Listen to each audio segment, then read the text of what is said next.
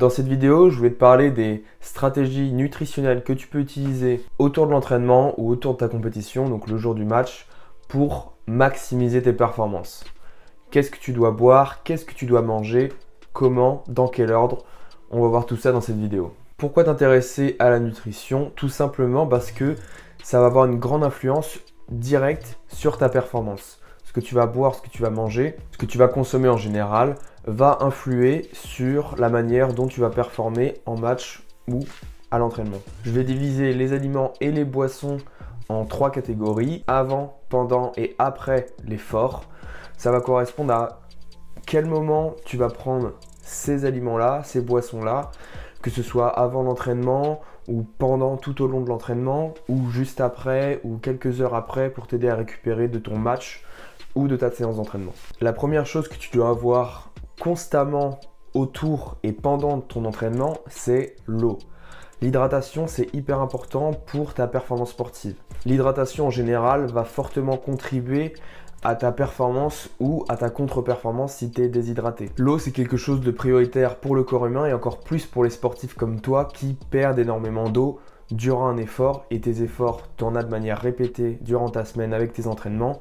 C'est pourquoi il faut toujours boire de grosses quantités d'eau, que ce soit pendant la journée et encore plus autour de ton entraînement.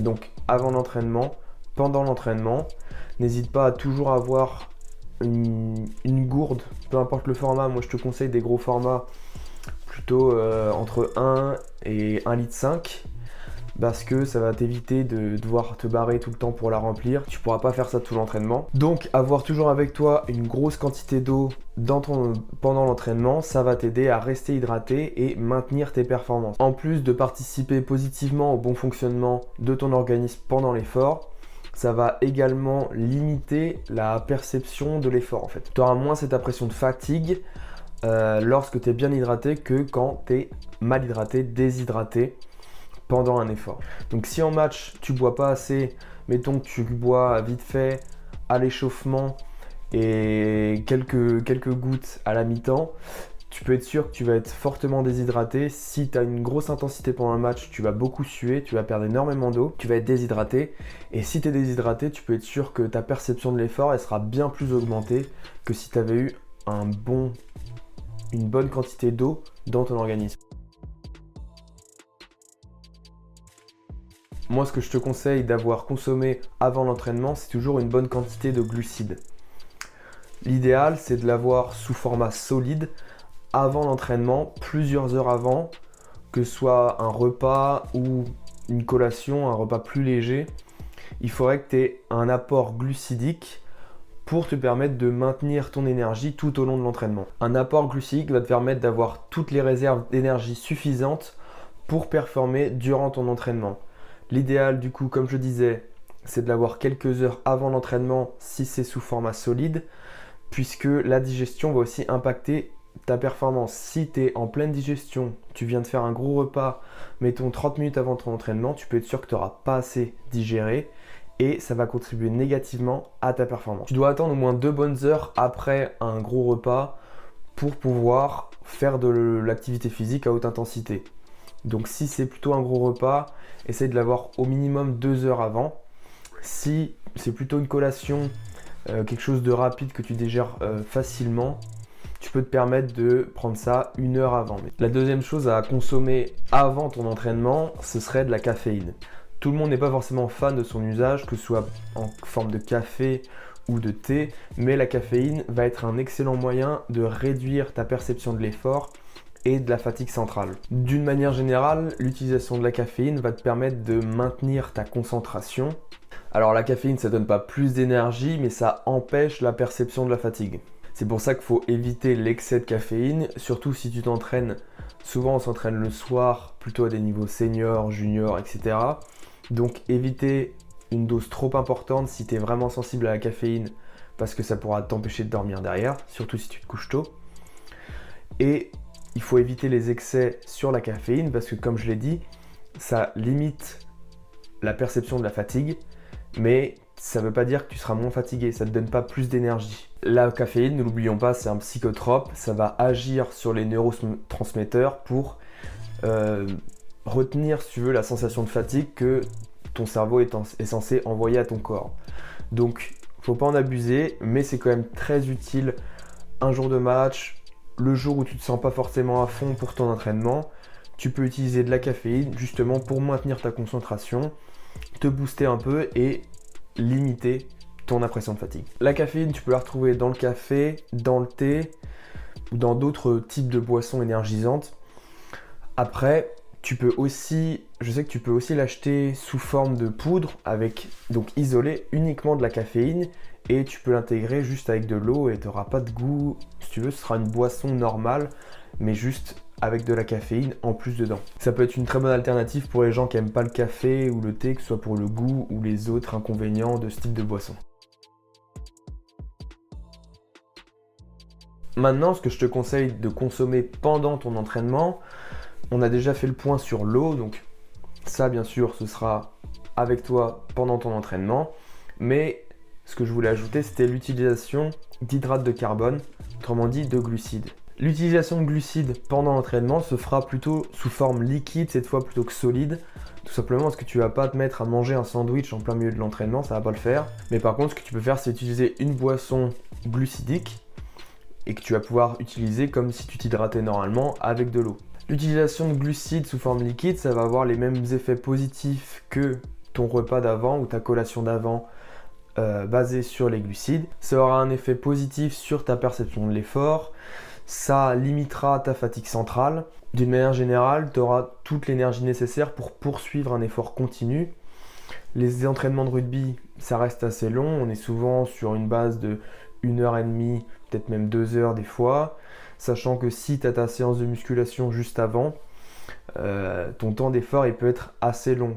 Donc avoir des glucides sous forme liquide, c'est très pratique pour pouvoir maintenir cette énergie sans avoir la contrainte du repas solide ou de la collation solide. Les glucides, si je veux vulgariser, on peut dire que c'est du sucre.